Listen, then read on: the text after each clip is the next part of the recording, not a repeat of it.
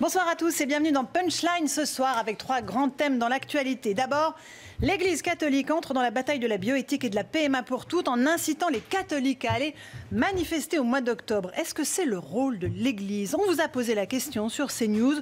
Votre réponse est claire, c'est non à 72%. On va en débattre avec mes invités ce soir. Deuxième thème, la lutte contre le trafic de drogue à l'ordre du jour du gouvernement lors d'un déplacement à Marseille. Écoutez la punchline du jour. La lutte contre la drogue, c'est plus qu'un enjeu policier. C'est un enjeu de société. Nous voulons frapper fort. Nous voulons frapper ensemble et envoyer un message clair aux trafiquants. La France ne sera pas leur terrain de jeu. Voilà, est-ce qu'il faut croire le ministre de l'Intérieur lorsqu'il dit que la France ne sera pas le terrain de jeu des dealers? On va en débattre aussi ce soir dans Punchline. Enfin, Emmanuel Macron s'attaque au sujet tabou de l'immigration en France. Il faut plus de fermeté sur le sujet, dit-il aux députés de sa majorité, et de désigner les bourgeois qui, selon lui, ne croisent pas l'immigration. On verra pourquoi le président de la République va jouer sur les plates-bandes de son adversaire du Rassemblement national. Bienvenue si vous nous rejoignez donc sur CNews. On va débattre de tous ces sujets d'actualité avec mes invités. Nous sommes avec Denis Oliven, bonsoir, chef d'entreprise et essayiste, avec Jean-Sébastien Ferjou, bonsoir, directeur d'Atlantico. Et il y a des femmes, bonsoir à vous toutes. Caroline Mécari, vous êtes avocate, bonsoir. Laurence Sallier, chroniqueuse, bonsoir. Et Ludovic de la Rochère, bonsoir. Vous êtes la présidente de la Manif pour toutes. Le premier sujet qu'on va évoquer ce soir, c'est l'Église qui entre activement dans la bataille contre cette PMA pour toutes et qui appelle les catholiques, alors qui se sentent concernés, c'est le petit entre guillemets de l'Église, à aller manifester le 6 octobre avec votre organisation et une vingtaine d'autres associations. Est-ce que c'est la bonne méthode? Est-ce que c'est le rôle de l'Église de s'immiscer dans ce débat et d'appeler les catholiques qui se sentent concernés à aller manifester? On revoit votre réponse, 72% non, donc un peu moins pour oui. Est-ce que ça vous surprend, Ludovic de la Rochère? Les Français ne veulent pas que l'Église se mêle de ça? Écoutez, vous savez, les sondages en ligne, on peut en citer indéfiniment, c'est fait en quelques instants, je ne sais pas si c'est très significatif. Moi, surtout, ce que j'ai noté, c'est que le propos du président de la conférence épiscopale s'adressait aux chrétiens et non chrétiens. Pourquoi? Parce que, à l'évidence, nous sommes tous concernés par la question du père, de la mère, de l'enfant. Religieux, sans religion, quelle que soit la sensibilité politique, etc., ou religieuse ou philosophique, peu importe, on est tous concernés. Et que donc, différentes institutions, différents organismes, des personnalités de tout bord interviennent dans ce débat fondamental pour les générations à venir, ça me paraît tout à fait acceptable, légitime et... ça fait partie de la démocratie. Laurence Sallier, ça vous surprend, ça vous choque, ça vous étonne? Dans le respect du principe de laïcité, je pense déjà que l'Église n'a rien à faire dans le débat politique, ni dans les partis politiques. Enfin, aucune religion d'ailleurs. Ça, c'est un postulat.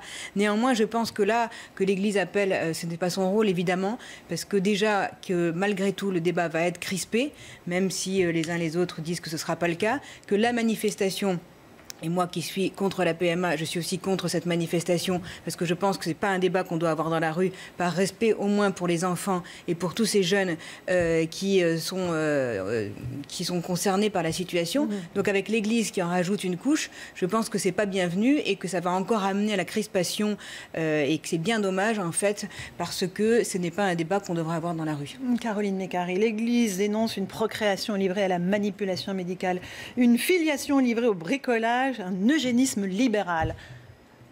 Est-ce qu'elle est en droit de prendre cette position-là? Écoutez, je crois que d'abord, les téléspectateurs vous ont d'une certaine manière répondu. 72% des personnes considèrent que l'Église ne devrait pas intervenir dans ce débat. Et je rejoins tout à fait Laurence Sallier. Au fond, les églises et les religions ne devraient pas se mêler de ce qui est la loi de la République. Surtout pour dire des énormités comme ce que vous venez d'énoncer. Et j'ai presque envie de dire, excusez-moi, je vais être un petit peu provocatrice, l'Église, elle a d'abord à régler son fonctionnement. Elle a d'abord à régler la pédophilie en son sein. Elle a à régler la problématique des viols des religieuses. Elle a à régler la question de l'ouverture du mariage des prêtres. Donc, qu'elle cesse de vouloir donner des leçons de morale aux uns et aux autres et qu'elle s'occupe d'abord de ce qui se passe en son sein, pour être extrêmement clair. Parce que entendre les bricolages, etc., c'est juste du fantasme et ça ne correspond pas à ce qui a été déposé comme projet de loi à l'Assemblée nationale. Quand même, une petite parenthèse. qu'est-ce que ce projet de loi PMA va faire? Il va ouvrir des techniques médicales qui existent aujourd'hui depuis 50 ans et qui sont déjà utilisées pour les couples hétérosexuels. Et il va donc ouvrir ces techniques médicales à toutes les femmes dans les mêmes conditions. Ce n'est pas donc du bricolage, c'est juste l'élargissement d'un droit qui existe à une catégorie de personnes qui n'y ont pas accès aujourd'hui. Alors, Jean-Sébastien Ferjou, un petit mot. Je pense que le mot bricolage vise les questions de filiation et pas la technique médicale en soi. Maintenant, je ne vois pas pourquoi vous prétendez être plus détentrice d'une vérité que de l'Église. Il n'y a pas la vérité. Non, mais je suis dans la laïcité. Si vous avez l'air de considérer que vous avez un regard qui serait neutre, parfaitement objectif, et que l'Église, par nature, n'aurait qu'à s'occuper de tous ces problèmes internes. Oui, enfin bref, c'est complètement grotesque. Je pense que si l'Église appelait à manifester en faveur des migrants, je constate que les mêmes qui s'offusquent de l'intervention de l'Église sur les questions de bioéthique sont les mêmes qui soutiennent le pape François quand il intervient en faveur des migrants. Oui, donc ça n'est pas à géométrie variable, ça n'est pas à géométrie variable. Maintenant, que l'Église ne fasse pas la loi dans ce pays, ça me paraît et une évidence absolue. Personne ne le revendique, à commencer par l'Église, qui ne cherche pas à jouer ce rôle-là. Maintenant, vous ne pouvez pas ignorer qu'il s'agit d'un choix de civilisation, en quelque sorte, que tout ce qui porte sur la filiation, ça vous plaît, ça vous déplaît, mais qu'on privilégie une éthique de vulnérabilité qui est prendre le point de vue de l'enfant. Qu'est-ce que les enfants qui seront nés dans ces circonstances-là vont vivre? Non, mais vous avez le droit d'avoir un avis, c'est autre chose. Mais vous ne pouvez pas contester à une pensée, à un corpus de pensée qui a irrigué la culture occidentale entière, le fait d'avoir voix au chapitre sur ce sujet-là, quand bien même vous ne partagez aucune de leurs positions. Alors, juste, le comité d'éthique a déjà répondu à la problématique éthique et il a quand même donné 2 avis, l'un en juin 2017 et l'autre en septembre 2018, pour dire très clairement qu'il n'y a pas de problème éthique à l'ouverture des PMA. Alors attendez, donc j'aimerais juste qu'on donne la parole à Denis Oliven. Caroline Mécari. Denis Oliven, qui vient pour ce livre Le délicieux malheur français. Est-ce que le débat qu'on a là illustre exactement la problématique que vous exposez dans ce livre? Plutôt sur des questions économiques, évidemment. Encore non, une fois, mais ça fait partie du cœur du livre. J'introduis le livre en disant qu'on est parfois en train de... J'ai le sentiment qu'on est en train de devenir une gigantesque association de détestation mutuelle. Notamment par la violence des débats, des fractures qui nous opposent, alors même que ça contraste avec l'incroyable richesse de ce pays. Et donc, je le dis d'une formule qui résume, on a d'un côté les dépenses sociales du Danemark et de l'autre, dans les enquêtes internationales, le bonheur du Mexique. Et donc, j'ai essayé de comprendre d'où vient ce paradoxe. On vient de le voir sur les questions de bioéthique, on est un pays très avancé, un pays modèle dans lequel on pourrait avoir un débat tout à fait apaisé. On pourrait par exemple considérer, je prends cet exemple, que moi je suis à fond pour la PMA, mais je trouve normal que l'Église exprime son opinion. Après tout, elle est là pour ça. C'est pas un débat politique, c'est un débat éthique. Elle a une position éthique, je ne la partage pas du tout, mais elle a le droit. Donc on pourrait très bien avoir un débat apaisé. Et on voit alors pourquoi. La question à laquelle j'ai essayé de répondre, c'est pourquoi est-ce qu'on a ce paradoxe qui nous distingue de la plupart des autres pays qui sont au même niveau que nous. Et ma réponse, ça n'est pas qu'on est grincheux, ça n'est pas qu'on est des Gaulois réfractaires, ça n'est pas qu'on est irréformable. Non, c'est notre modèle. Le modèle qu'on a construit à la Libération, qu'on adore, qui est un modèle dont on n'arrive pas à se séparer et qui pourtant... Mais quoi, de confrontation permanente? Non. De guérilla, non, c'est un modèle. Je ne remets pas du tout en cause ni sa générosité, ni son niveau, ni le niveau des prestations sociales. Pas du tout. Parce que moi, je suis inspiré par les Scandinaves. Donc, c'est vous dire que... Non, simplement, c'est un modèle qui nous divise. On n'est pas simplement le pays des 300 fromages, on est le pays des 40 régimes de retraite, des 300 systèmes d'assurance maladie, des 450 ou 500 niches fiscales, des 200 professions réglementées. Donc, tout notre modèle est fait pour nous diviser. Et tant qu'on n'aura pas réglé cette question, on sera dans cette... On a inventé... à débattre sur nos plateaux. On a inventé un truc donc qu'on devrait breveter parce qu'il est mondialement étonnant, c'est l'égalité injuste. Et c'est ça qui crée entre nous des divisions, alors qu'on pourrait avoir un pays beaucoup plus apaisé, beaucoup plus rassemblé, qui aurait le même niveau de générosité. Et mature, peut-être un peu plus mature. Et dans aussi, lequel, du coup, on aurait des débats beaucoup plus calmes, parce qu'on ne serait pas à se regarder les uns les autres, plein de ressentiments, de jalousie et de violence. Non, alors, on va essayer. Alors, c'est pas exactement comme ça. Ça fait réagir. Alors, Madame de la Recherche, vous aviez demandé la parole en premier, je vous passe la parole après, Caroline. Sur la question que vous posez, pourquoi un débat aussi vif et pourquoi descend-on dans la rue? C'est tout simple. Il y a eu les États généraux de la bioéthique qui ont montré la volonté massive d'un statu quo sur la PMA. Il y a eu un certain nombre de réunions publiques, d'auditions, etc. En réalité, l'opposition à ce projet est trop souvent maltraitée et ridiculisée, d'une part, mais surtout, rien n'a été entendu du gouvernement pour ce qui concerne les résultats des États généraux de la bioéthique. Nous avons écrit une lettre ouverte au président de la République, pas de réponse, pas de rendez-vous. À un moment donné, il reste qu'une seule solution pour tenter de se faire entendre, pour tenter de dire que 2000 enfants qu'on ferait volontairement orphelins de père en France, par la volonté du législateur, oui, ça pose problème. À un moment donné, il reste qu'à descendre. Alors, j'aimerais juste vous faire écouter Boris Cyrulnik, qui était ce matin l'invité de nos confrères de France Inter, sur la notion de père. Et est-ce que la figure du père est indispensable dans l'équilibre de l'enfant? Écoutez juste sa réponse, on en débat ensuite. Ce qui compte, c'est qu'il y ait deux. Parce que s'il y a un, l'enfant est prisonnier de l'affection. S'il y a deux, alors le père, ça peut être, statistiquement c'est un homme, mais ça peut être la grand-mère.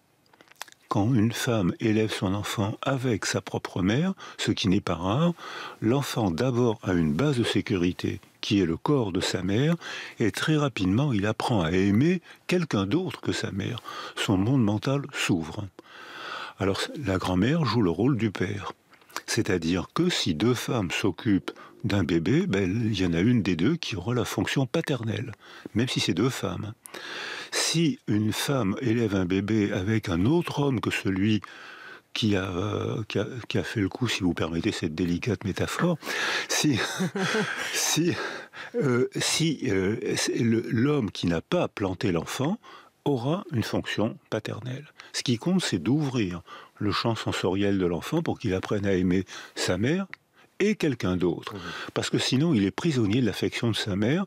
D'abord, c'est la lune de miel, et à l'adolescence, c'est la haine. C'est la haine qui prend le pouvoir séparateur et qui rend les femmes très malheureuses. Donc, ce qui compte, c'est être deux, d'abord, puis ensuite la famille, puis ensuite le quartier, puis ensuite la culture. Voilà, la culture. Jean-Sébastien Ferjou, ça vous a fait réagir ce que dit Boris Cyrulnik? Voilà, il n'y a pas forcément besoin d'un père et d'une mère, il faut avoir deux tuteurs de résilience et d'affection. Voilà. Mais j'entends parfaitement cet argument-là, mais j'ai envie de vous dire que paradoxalement, il démontre l'inverse de ce qu'il semble vouloir démontrer. C'est-à-dire que oui, de toute éternité, il y a des gens pour qui la personne importante dans leur vie, ça n'était pas leur père ou leur mère, c'était leur grand-mère, leur parrain ou leur beau-père. Et là, la question n'est pas celle-là. La question n'est pas que des personnes homosexuelles ou célibataires puissent être légitimes à élever des enfants. La question est celle de la filiation. C'est de créer artificiellement, justement, quelque chose où la figure même du père ou de la mère est effacée. Ce qui est totalement différent du fait de vouloir contester à des gens, parce que ça existe des gens qui peuvent être en couple homosexuel et qui, par ailleurs, ont eu des enfants. Et ça ne me choque absolument pas. Moi, ce que je trouve plus... D'ailleurs, le mot choquant n'est pas le mot, mais en tout cas qui m'interroge plus, c'est la question de la filiation. Et juste sur ce que vous disiez, je pense que malgré tout, il y a quelque chose d'assez spécifique à la France, même si ça s'est répandu dans les démocraties occidentales à l'heure actuelle, c'est qu'il y a quand même une prétention bien souvent d'une gauche morale à incarner le bien, c'est-à-dire qu'il y a une intimidation idéologique en permanence. Ce qui fait que les débats, et je pense que nous sommes tous bien placés pour le savoir ici, c'est quand vous avez le malheur d'être de droite ou d'être conservateur ou d'être libéral dans ce pays, vous avez en face de vous des adversaires qui considèrent que par nature, vous n'auriez pas vocation à chapitre. Ce qui est quand même différent d'un débat apaisé, parce qu'en face, il y a des gens qui considèrent... Non, c'est pas exactement ça. Regardez encore les réactions après les déclarations de M. Macron sur l'immigration, c'est exactement ça. On en parlera tout à l'heure. Juste pour rappeler, qu'est-ce qui est gênant dans l'intervention de l'Église en réalité? C'est parce que derrière, j'allais dire, son opinion telle qu'elle l'a fait prévaloir, elle veut l'imposer à tout le monde. Or... c'est cela qui est en jeu et c'est cela qui est en réalité détestable. Non, pas du tout, parce que moi je ne vous oblige pas du tout. Moi je vous ai pas interrompu. Moi je ne vous oblige pas à faire une PMA. Je ne vous oblige pas à faire une PMA. Il n'y a aucun problème. Par contre, je suis pour la liberté de choix, que chacun ait la liberté de choix de fonder une famille comme il l'entend avec le cadre de l'État. Et pour revenir sur ce que vous venez de dire, et pour revenir sur ce que vous venez de dire. Monsieur Ferjou. Juste vous rappeler quand même, et ce n'est même pas moi qui le dis, c'est Claude Lévi-Strauss ou Françoise Héritier, anthropologue au Collège de France. La filiation, juridiquement, c'est toujours une construction sociale. Donc je vous rappelle que, par exemple, on peut être père ou mère en adoptant un enfant. Je vous rappelle qu'on peut être père ou mère par la possession d'État. Ce sont des constructions juridiques et elle existe déjà de mère. Ça existe depuis 2013. Ne vous en déplaise. Depuis 2013, un enfant peut avoir légalement vous acceptez l'idée ou que de pour père. partie il y a des choses qui relèvent d'une construction sociale et pour partie il y a des choses qui relèvent de la nature. Est-ce que oui ou non faire un choix, parce que c'est de plus en plus ce qui se passe dans la civilisation contemporaine, faire un choix où on conteste totalement le fait qu'il y ait une part de naturel et où on ne soit que dans la prétention à la construction sociale, est-ce que oui ou non c'est un changement de civilisation? Mais vous utilisez des grands mots uniquement.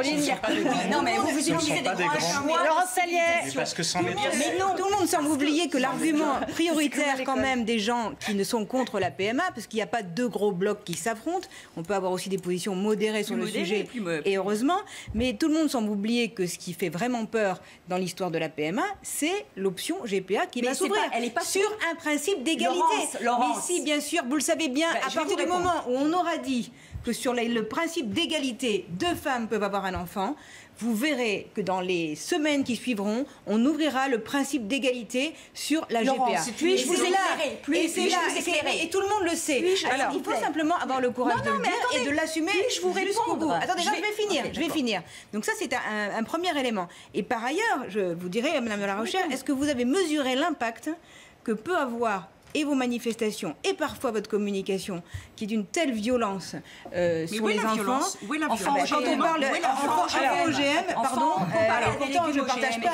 Mais essayez, vous qui êtes dans le respect de l'enfant et vous construisez. Elle répond sur OGM et après je vous passe la parole. Il y a un moment où il faut que ça s'arrête parce que c'est beaucoup trop violent pour ces enfants qui seront issus de PMA ou qui le sont déjà. Respectez la violence faite à l'enfant, elle sera d'abord de le priver volontairement de père, parce qu'un père, on sait bien ce que c'est. On voit très bien les effets collectifs, je finis. Quand on sait que les pères défaillants, les pères démissionnaires, ça pose de grands problèmes aux enfants. Il y en a pas. Et quant à M. Cyrulnik, la conclusion, c'est qu'il est donc opposé à la PMA pour les femmes seules, en tout cas, je le pense. Donc il est opposé en partie au projet de loi. Mais pour revenir à notre communication, que je sache, le visuel auquel vous faites référence, il s'agissait de dire on a fait n'importe quoi pour la faune et pour la flore, on le regrette. Est-ce qu'on va faire la même chose pour l'être humain, pour la flore? C'était une stigmatisation des enfants. Je regrette que les événements de la manif toujours, ça illustre de la un manif autre. pour tous ont toujours été pacifiques, respectueux. Jamais une Alors, s'il vous plaît, le bashing et les attaques permanentes dès qu'on n'est pas d'accord avec le. J'aimerais qu'on écoute Monsieur Denis Oliven. Si vous me permettez d'intervenir dans votre débat, parce que je sens que vous avez l'habitude de débattre entre vous de cette question, mais vous illustrez un autre aspect. Parce que moi j'adore, j'ai l'impression d'être dans un laboratoire vivant de mes observations statistiques.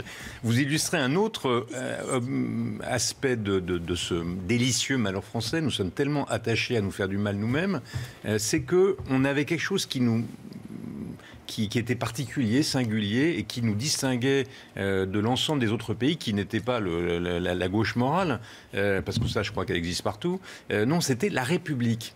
On avait fabriqué un mécanisme assez distinct des autres pays, notamment des pays scandinaves, qui d'ailleurs reviennent sur leur propre modèle, parce que nous, on avait un système de fabrication de l'intérêt général, de quelque chose qui... On était réunis sous le grand chapiteau d'une identité commune qui nous protégeait contre les chapelles des minorités, des identités particulières. Sans jeu de mots, vu que notre débat c'est sur l'Église, sur les chapelles, sans jeu de mots. Sans jeu de mots.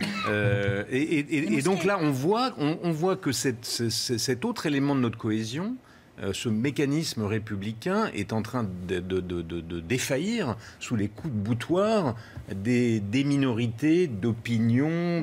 Donc on n'est plus capable de fabriquer ensemble... Minorité, c'est une toute petite minorité. Non, laissez-moi aller jusqu'au bout. Laissez-moi aller jusqu'au bout. En plus, je vous dis ça, alors qu'une fois encore, je n'ai pas du tout par hostilité à la PMA, à la GPA, je suis pour, moi. Mais simplement, je constate, j'observe qu'on n'est plus capable de fabriquer, de décanter, de fabriquer un intérêt général qui nous réunissait. Monsieur Macron a ouvert un sujet qui divise profondément et qui est essentiel. Non, mais ce sujet... François Hollande, 65% des Français qui sont favorables. Pardonnez-moi, ce sujet...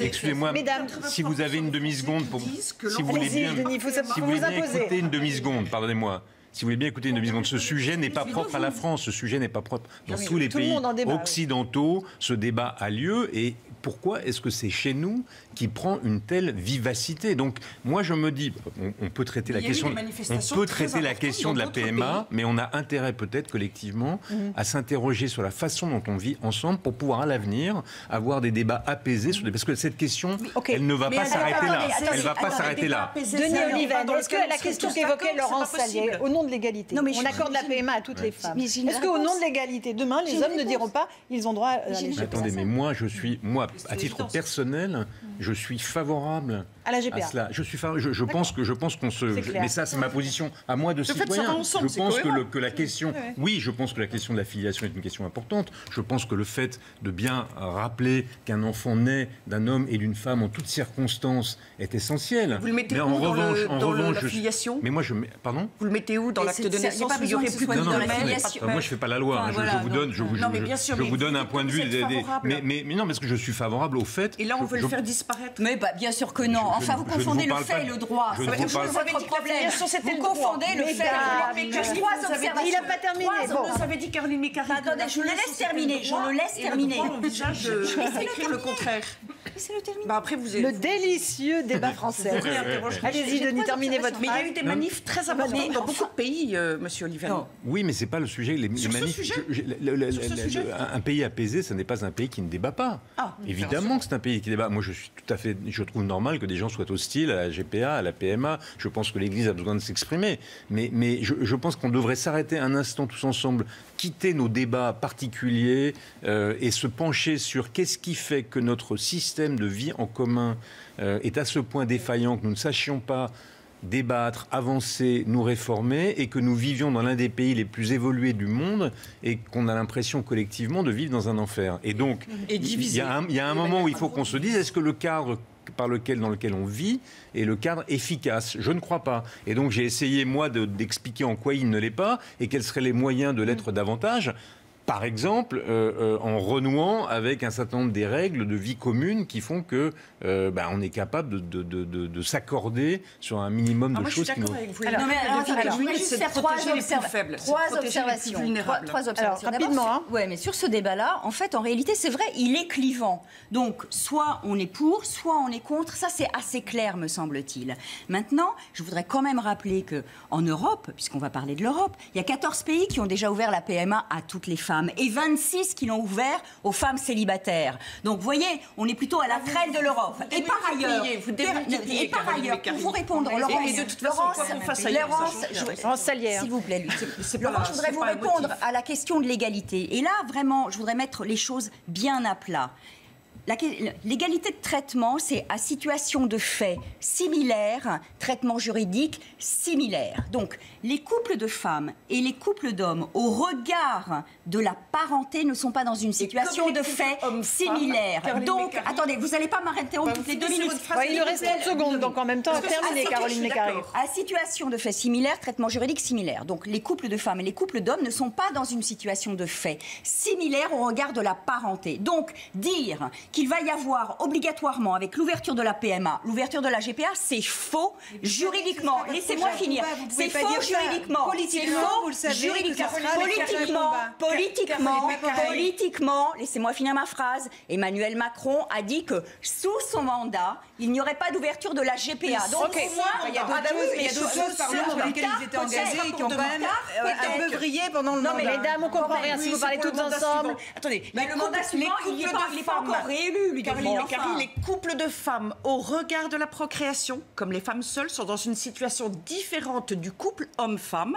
Et donc, on ne devrait pas parler d'égalité pour ce qui est de la PMA, puisque les situations, comme vous venez de l'expliquer, sont différentes. Non, allez, on fait une petite pause et on se retrouve, mesdames, dans un instant. Dans Punchline, à tout de suite. J'oublie quoi Et dans Punchline, on continue avec nos invités à parler de la PMA alors qu'une manifestation est organisée le 6 octobre à l'appel de la Manif pour tous et de plusieurs autres associations. On est avec Ludovine de la Rochère, Caroline Mécari, avocate, Denis Oliven qui a écrit ce livre Le délicieux malheur français chez Albin Michel, Jean-Sébastien Ferjou et Laurence Sallier. On va écouter la patronne du Rassemblement national, Marine Le Pen, qui elle n'ira pas manifester mais en revanche ne votera pas ce texte. Écoutez-la. Je suis complètement opposée au mensonge d'État. Je suis opposée à ce qu'on mente aux enfants, qui, je crois, ont le droit à la vérité biologique. Et même si on leur dit « vous êtes né d'une maman et d'un père inconnu », il n'en demeure pas moins que c'est plus proche de la vérité, quand même le dire, que de leur dire qu'ils sont nés de 2 mamans. On n'a pas le droit, je crois, encore une fois, d'empêcher les enfants d'avoir accès à leurs origines et de leur mentir en leur disant qu'ils sont nés de 2 femmes alors que chacun sait que ça n'est pas vrai. Donc tant que le texte est en l'état, moi je suis désolée mais je voterai contre ce texte. C'est le grand écart qu'elle fait Marine Le Pen, Laurence Salier. Surtout, je pense qu'elle est pour qu'on lève l'anonymat, mais si on lève l'anonymat, on se retrouve face à 2 problèmes. Déjà, l'anonymat des dons, l'anonymat des dons et des donateurs. D'une part, il va y avoir un effondrement des dons, évidemment, et d'autre part, on a un stock de sperme qui est quand même précieux, puisqu'on n'en a pas de trop, et on va se poser la question de savoir, les donateurs en l'état n'avaient pas été soumis à cette possibilité de la levée de l'anonymat. Non, mais ne soufflez pas, vous n'êtes pas d'accord, mais par ailleurs, on a le droit aussi d'exprimer ce qu'on pense. Donc je pense que la levée de l'anonymat, au contraire, ça va freiner encore, et ça va aggraver la situation et le problème. Caroline Mécari. Réellement, Marine Le Pen, là, est pathétique. C'est-à-dire qu'elle n'a pas lu le projet de loi. Dans le projet de loi, il est dit expressément que lorsqu'un couple de femmes voudra faire une PMA, donc avoir un enfant par don, elle devra faire une reconnaissance conjointe anticipée de filiation. Ce document, établi par un notaire, sera remis au moment de la naissance à l'officier d'état civil qui va donc rédiger l'acte de naissance avec la mention des 2 femmes en qualité de mère. C'est la filiation juridique et la reconnaissance anticipée sera indiquée en marge de l'acte de naissance et donc l'enfant aura accès à son histoire. Donc dire que l'on ment aux enfants... Donc il y aura le nom du... Non, il n'y aura évidemment pas... Il a accès à son histoire, c'est-à-dire qu'il sait, il saura qu'il a été conçu grâce à l'aide d'un don. Ça c'est le premier point. Sur la levée de l'anonymat, sur la levée de l'anonymat, le projet de loi prévoit que l'enfant, qui n'est plus un enfant, mais le jeune majeur à 18 ans, pourra avoir accès à l'identité, enfin aux informations, on va dire, biographiques du donneur ou de la donneuse, et à l'identité du donneur ou de la donneuse, sans qu'il ne puisse, s'il le veut, évidemment, s'il ne le veut pas, on s'en fout, sans que jamais un lien de filiation ne puisse être établi entre l'enfant et ce donneur. Je voudrais corriger les choses et être encore plus précise. Sébastien Ferjou. Agnès Buzyn avait dit le fait que l'enfant est né évidemment d'un homme sera indiqué sur son acte de naissance. On reconnaîtra bien sûr qu'il y a un père biologique. En réalité, il n'y aura plus aucune mention de la PMA avec tiers donneur et vous le savez bien, Caroline Mécari. Vous n'avez pas lu le projet de loi qui a été voté hier par la commission spéciale. C'est écrit noir sur blanc, donc allez vérifier, c'est tout. De toute façon, le père est complètement effacé et c'est bien la volonté. C'est un donneur. Vous réduisez les hommes à être des géniteurs et à être des distributeurs de sperme. En fait, c'est ça. Arrêtez d'être dans la caricature. Je continue. Stop. Ce sont les termes que vous employez vous-même. Je continue. L'enfant sur son acte de naissance aura bien 2 mères qui sont indiquées. Et tout ça, ce qui est extraordinaire, en disant on sécurise l'enfant, on démolit sa filiation, mais on entend les députés qui sont favorables dire qu'on va sécuriser l'enfant, sécuriser sa filiation. C'est une sécurité pour l'enfant, il a 2 parents, on démolit sa filiation et on dit qu'on la sécurise. Je voudrais évoquer un autre sujet. Je voudrais laisser parler les autres, Caroline Mécari. À propos, en effet, du manque de gamètes, lever de l'anonymat du don pour les enfants qui n'ont pas de père, qui les élèvent, ça ne leur rendra pas un père, puisque ça n'est qu'un, en quelque sorte, un dossier, ça ne fait pas un père. Et ce qui s'est passé dans les autres pays, quand on a levé l'anonymat du don, il y a encore eu moins de donneurs. Or là, il en faudra beaucoup plus pour les femmes seules et les couples de femmes. Et donc les pays, comme la Belgique et la Grande-Bretagne, sont rentrés dans le commerce des gamètes, se sont mis à acheter des gamètes, en particulier au Danemark. Donc c'est aussi la marchandisation humaine. Et un dernier point, et j'en finis, à propos tout à l'heure de bricolage procréatif, je voudrais quand même faire savoir aux Français qui nous écoutent que dans le projet de loi, il y a l'autorisation de création d'embryons transgéniques et l'autorisation de création d'une certaine forme de chimère, c'est-à-dire l'adjonction de cellules embryonnaires humaines à des embryons animaux. Pardonnez-moi, ça pose problème, un embryon animal. Ça pose dans un but thérapeutique, on imagine. Éthique et même civilisationnel. Dans un but thérapeutique. Oui, vous savez, derrière le but thérapeutique, on en est soigner des enfants à naître. Je voudrais faire toute une petite remarque d'observateur un peu lointain. Mais quand on regarde la trajectoire de nos sociétés, l'évolution, l'acquisition progressive des droits individuels, l'accomplissement des individus avec leurs droits, on voit qu'il est évident, enfin je ne dis pas que c'est un combat d'arrière-garde que vous menez, vous avez le droit de le mener, mais il est évident que... Et les droits des enfants. Pardonnez-moi. Les droits des enfants. Non, mais laissez-moi une seconde. Vous savez, vous connaissez cette formule que de je ne sais plus qui, il faut choisir entre être heureux et avoir raison. Essayons d'être heureux au lieu d'essayer d'avoir raison. Je ne vous conteste pas, je ne vous attaque pas, ni vous d'ailleurs. J'essaie de vous dire que simplement, si vous regardez avec un regard d'historien l'évolution de nos sociétés, il est évident qu'il va y avoir, d'ailleurs ça se passe dans tous les pays occidentaux, parce que c'est l'accomplissement des droits des individus, il est évident que la PMA sera là, et je vais vous même dire une chose qui va vous choquer. Je vais peut-être même vous dire une chose qui va vous choquer. Il est évident, je suis prêt à prendre un pari avec vous que d'ici, dans un délai de temps raisonnable, la GPA existera aussi. Alors la seule question, alors ensuite, il faut qu'on le fasse. Vous avez le droit de vous y opposer, mais on a des procédures. On a des débats démocratiques, on a des votes, on a des procédures, on a des comités d'éthique et par ailleurs... Mais le comité d'éthique, il est s'il vous plaît, Madame de la Recherche, c'est impossible de faire deux phrases d'affilée avec vous, s'il vous plaît. Laissez-moi juste finir 3 phrases. On peut parler en alternance. Donc, on peut essayer collectivement d'encadrer ce mouvement, il va s'accomplir. On peut l'encadrer. Par exemple, la France est très hostile en toutes circonstances à la marchandisation des corps. On peut travailler là-dessus. Mais je pense qu'on serait plus efficace collectivement si on déterminait ça. Une fois que le débat a lieu, une fois qu'on s'est exprimé, une fois que ceux qui sont hostiles ont parlé et que la société a choisi son évolution, on peut essayer de travailler ensemble, quoi qu'on ne soit pas du même avis, sur un encadrement raisonnable de ces pratiques. Jean-Sébastien Ferjou, allez-y. Allez-y. Un dernier mot là-dessus, on passe à un autre sujet ensuite. Allez-y, Jean-Sébastien. On les retire ensuite.